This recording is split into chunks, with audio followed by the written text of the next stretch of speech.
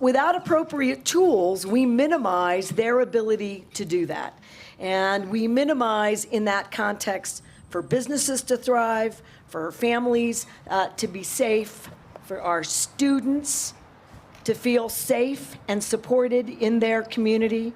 And that's what we're here to announce today. And also to recommit to New Mexicans. Your words. Moving now to Representative Matthews to speak on the topic of organized crime.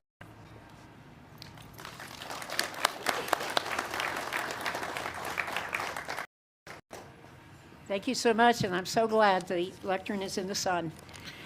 This is a really cold day. I was the chief sponsor of SB 234, which is the Retail Organized Crime Bill. I had so much help in putting this together. And one of the first things I want to do is give a shout out to Sean Sullivan, who is the most smartest prosecutor I have ever worked with. And he made a huge difference in this bill coming together, and he works for our very smart and capable Attorney General, Raul Torres.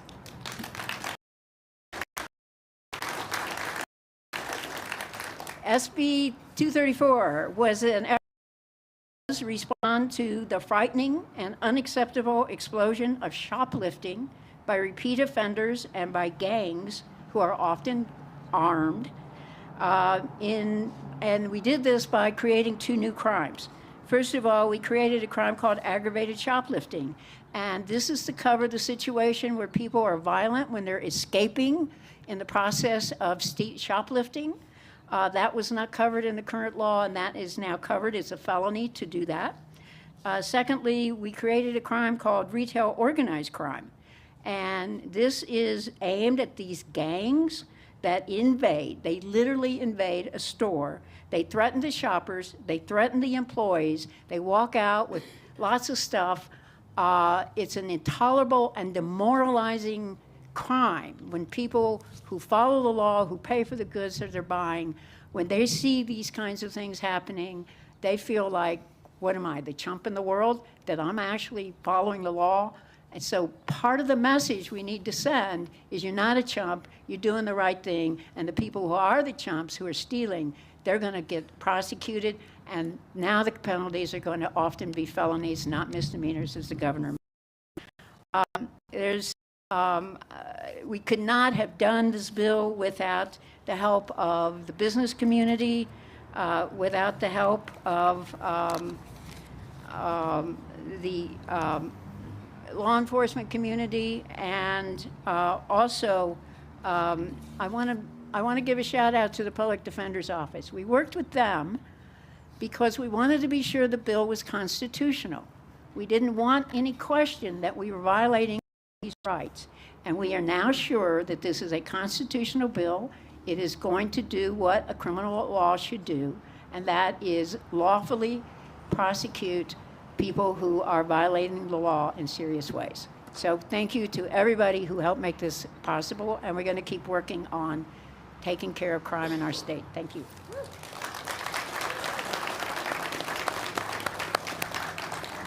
Thank you, Representative Matthews. At this time, I would like to invite Senate Pro Tem Mimi Stewart up to the podium to share some thoughts on catalytic converters.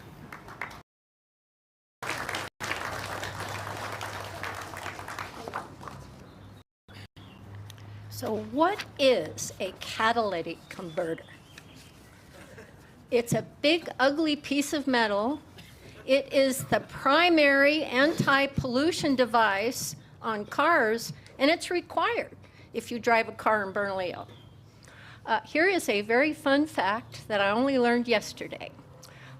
We have the daughter of one of the creators of the catalytic converter sitting right here, our new Representative Janelle Anyanornu.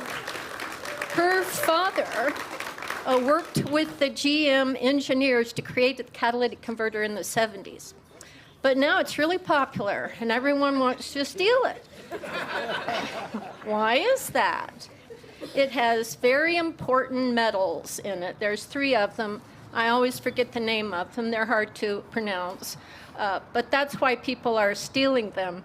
and they steal them from police departments, from used car lots, from new car lots, from anyone who out here just find a parking lot anywhere, and that's where they get them from. In 2019, across the country, we had 4,000 catalytic converters stolen. In 2020, there were 15,000. In 21, over 50,000 catalytic converters. They're really catching on. They're the new thing to do. In Albuquerque alone, in the first 9 months of last year, 792. While we're speaking, they're probably being stolen as we speak. So this bill is, we looked at, there's 38 other states. 10 have laws against it. The other 28 are in the process of doing it. Texas has a really good one. We copied some of what they did. We're requiring any of these metal dealers to keep track of any catalytic converter that somebody brings to them. You've got to take a picture of the person who's selling it. You've got to have a picture of the car it came off of. You've got to have the VIN number of that car it came off of. You've got to have the license plates of that car it came off of. We are getting the data that these law enforcement officers need to cut down on this crime. In addition, we're allowing the city, Albuquerque's doing it first, to have additional reporting requirements. So we're aimed to get these thieves off the road. I think I'm doing that. Everybody's got a catalytic converter story. I've got one. The mayor's got one. The governor's got one. Raise your hand if you've got a catalytic converter story. That's half of the audience. There's my partner out there who they stole his after they stole my brother's gas and we loaned him the car. Then they took the catalytic converter. It's just kind of outrageous to have your catalytic converter stolen. So very glad to be part of this. Let me do a shout out to Sky DeVore and Vanessa Alarid, who helped me every step of the way on this. They really know what they're doing. So glad the governor is about to sign this bill. It's been a fun bill for me to do, and I appreciate you all. Thank you. Thank you, Madam Pro Tem. At this time, I would like to invite City of Albuquerque Mayor Tim Keller to share some remarks on these topics.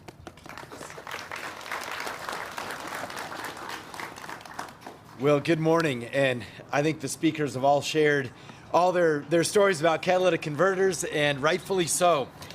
This is such an important issue, but I want to zoom out a little bit just to the Metro Crime Initiative. When I look around this room, almost every single entity that's represented here has been part of that now for 2 years. And it really is about two things. Number one, acknowledging the problem. And, I don't think this is an issue now, but I will tell you 2 years ago it was. These issues are statewide, they're citywide, and they impact everyone. It's not about where you live, it's not even about your background or anything of that nature. Crime is affecting all of us, as Burqueños and as New Mexicans. And that's first step, of course, we see, whether it's my own family that has 2 catalytic converters, or it's our city councilor who fixes and reinstalls the catalytic converters after they get stolen. So you two should connect up, There's a business opportunity right there in front of us. But it's also, though, about acknowledging what we have to do going forward. And today is such a good example of a shared responsibility and a commitment to support each other's efforts to try and reduce crime in Albuquerque and in New Mexico. It's about me saying, how can I help the legislature to fight crime? It's about APD saying, how can they help the DA? It's about us all offering to help each other, not blaming each other, right? We're not saying the problem is someone else's problem. Crime is every single government entity's and every single government elected official's responsibility in our city. But we got to walk the walk. And this year we did.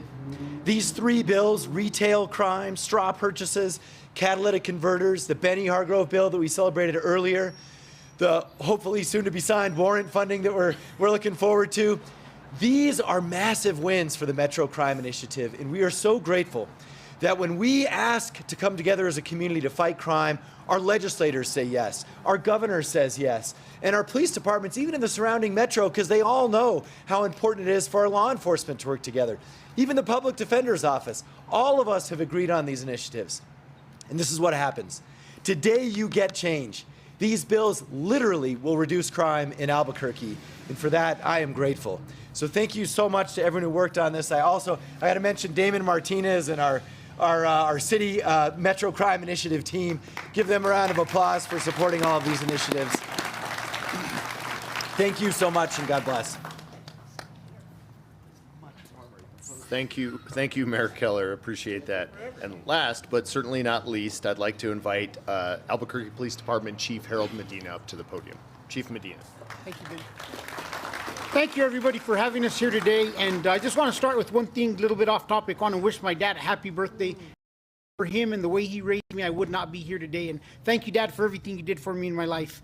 I want to thank the legislature. I want to thank the legislature for everything they did to help us move the football forward. This is tough on crime legislation, and there's nothing wrong with saying that we have tough on crime legislation. We will build in what we need to make sure that individuals who have drug addictions get drug counseling, because that is the solution. That individuals with mental health issues are treated with dignity, respect, and are given the resources they need and the help that they need to overcome those issues. But then we come to the third part. Individuals who want to continue to commit crime or individuals who are violent. And we are not afraid to say that those individuals need to stay in jail. And they need to get help through the jail process and not necessarily other processes. So I want to thank the legislature for helping to move these bills forward. One of the bills is straw purchases. And just last week, the Albuquerque Police Department made an arrest of an individual, Aiden Kellner. This individual legally purchased 9 firearms.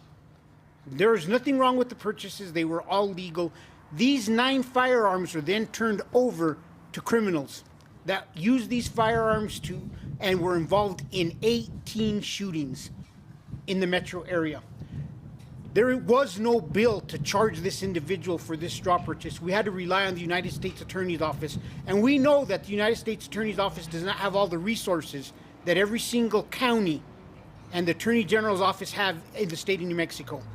So a lot of times these cases can't be picked up. But now, going forward, we will be able to charge individuals like this for their crime in state court and make sure that these individuals face consequences.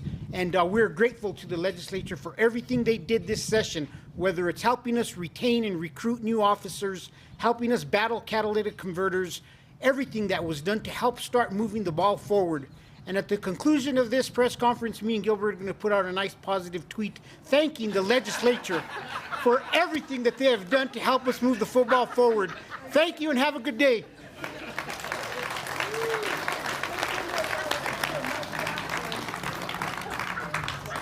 Thank you, Chief Medina. You better do that too. Yes, ma'am. Absolutely.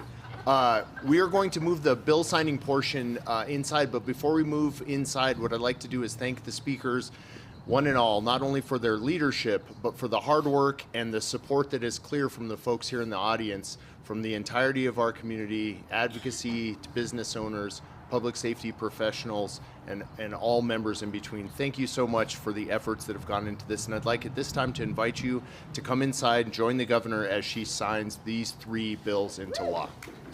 Thank you.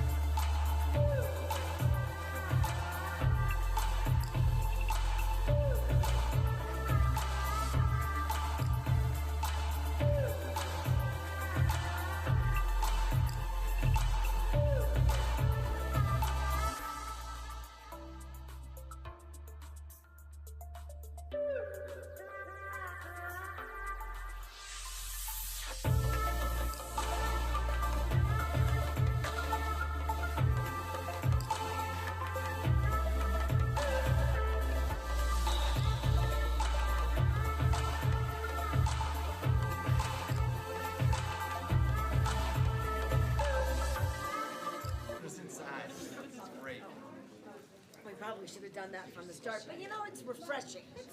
Everyone's heart rate is going, get back over here, Steve, come on up here. Rob, come over here, you're on the council, Miranda, Meredith, all the legislators, you guys get up here. It was, while we didn't have room for everyone to speak, particularly because it was so cold, it's a broad group. I want to make sure they're all recognized back here. Come on, Representative.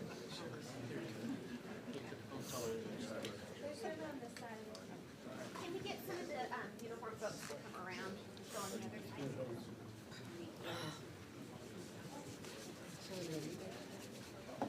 side? Probably not.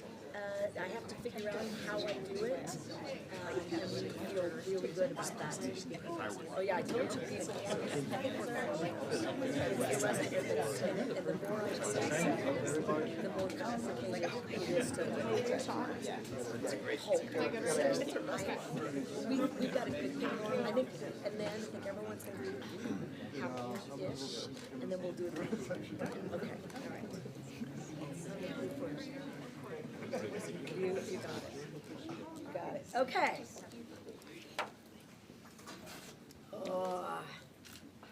Are you ready? You want me to? Who wants to go back outside again?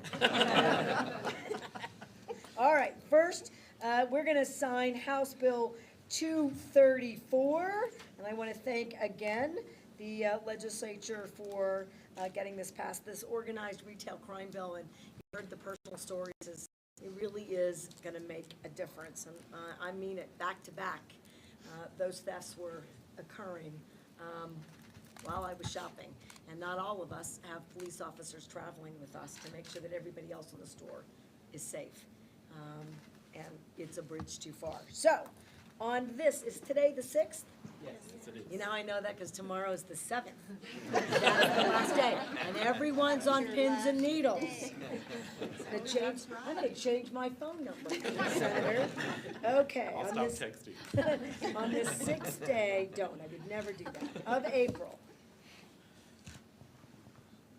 with my signature,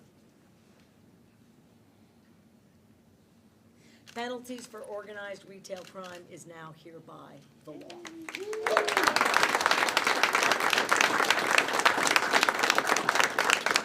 Okay, let's see which one this one is.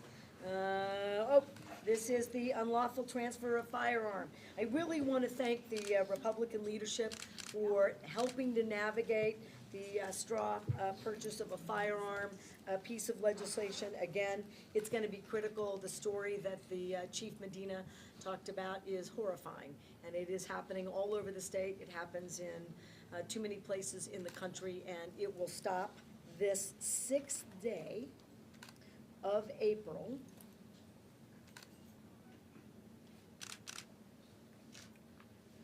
We make sure the person that legally purchased those firearms and then unlawfully handed them off to somebody else is now a state crime. Ta-da! All right. We're creating a crime for knowingly aiding and accepting a catalytic converter that has been clearly stolen is also now illegal in the state of New Mexico.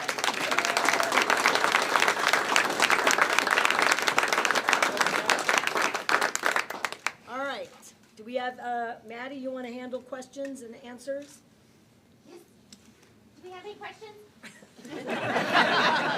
From the media? Governor, you mentioned several times that you're not done with crime legislation. Could you give us, are there any priorities or things you're thinking about for the next session that to put on the call or ask legislators? Well, a couple, thanks, Dan, for asking.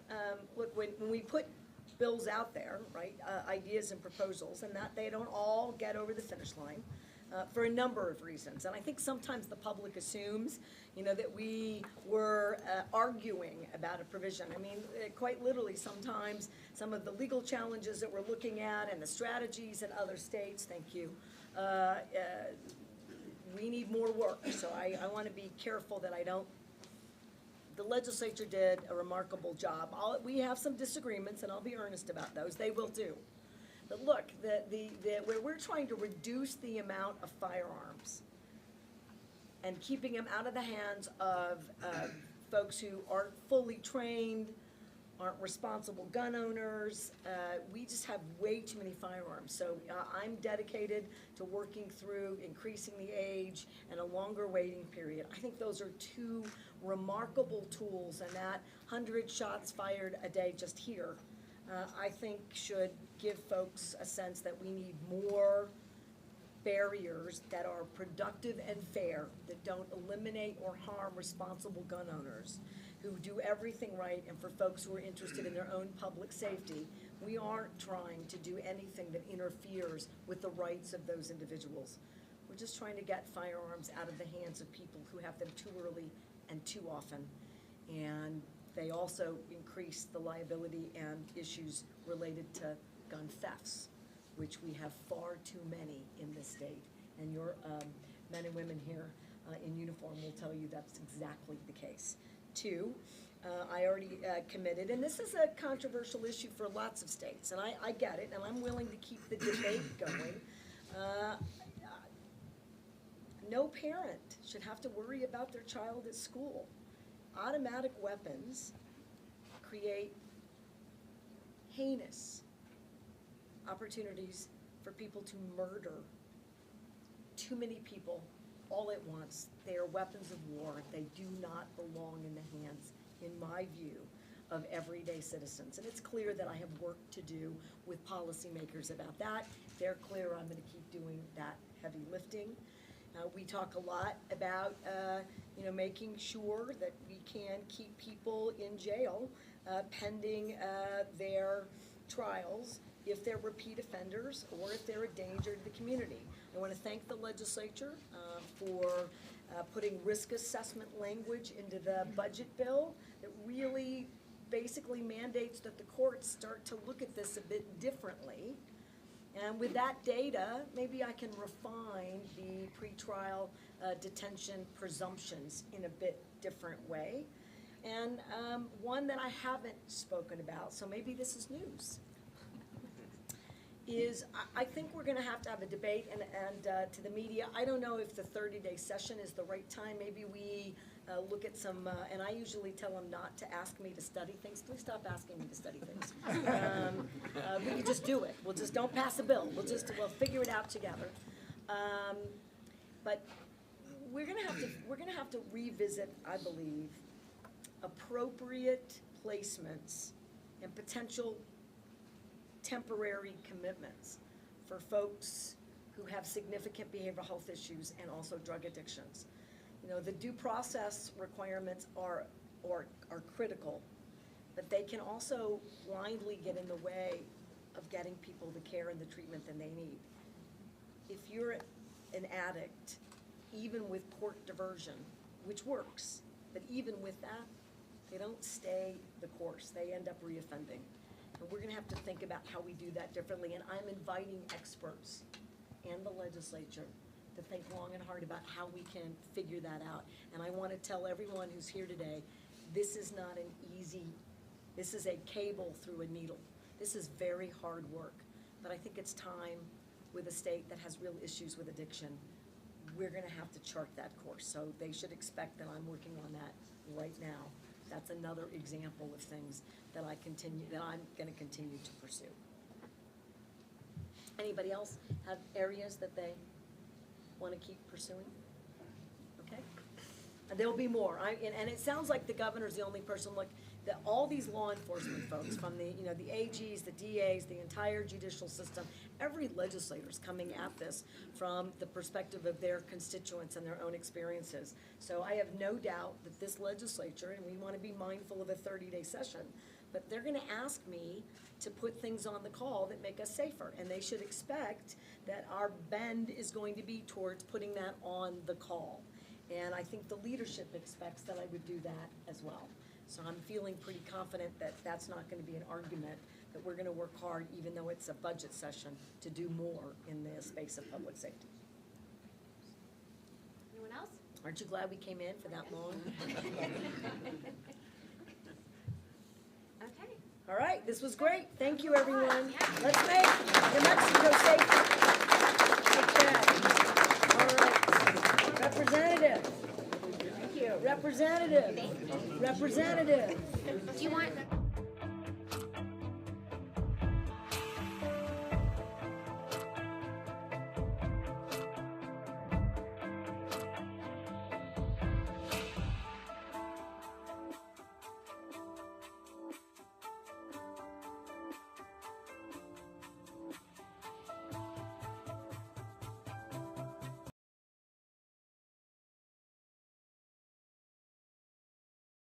Agenda. Madam Clerk, can you please provide resolution numbers for items 7A, 7F, and 7G? Yes, Madam Chair. For item 7A, AR 2023-36, 7F, AR 2023-37, and 7G, AR 2023-38. Thank you, Madam Clerk. The consent agenda has been published and made available to the public. Therefore, I move to approve the consent agenda. Do I have a second? Second. All those in favor? Madam Chair, Oh, yes. I had one question on the consent agenda, if I may. I'm not sure if there's anybody here that can answer this, but on item A of the consent agenda, uncollectible accounts receivable records, I'm not sure if this would be from legal or budget. Madam Chair, just a point of order. If we're going to have questions on consent, we should probably move it off Pull it consent out. for formal presentation for later on in the agenda. Okay. So is that something, that- and I'll defer to the chair if that's something Sure, you is that want what to you'd do. like to do? Sure, Commissioner sure. Wilkinson? So, I move, let's see, that we move item A on the consent agenda, AR 2023-36. And where will we move it, Julie? It'll be moved to section 9 under adoption of resolution as item 9F. And we will require renumbering from the clerk for the consent items.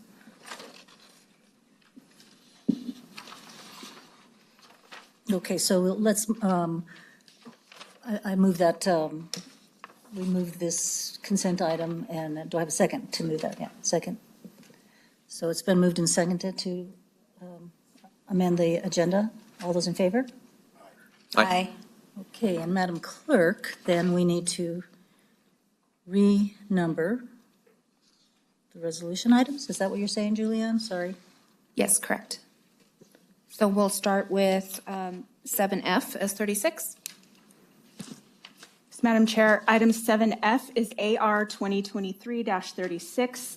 Item 7G is AR 2023-37. Thank you. Okay, so if there are no other changes,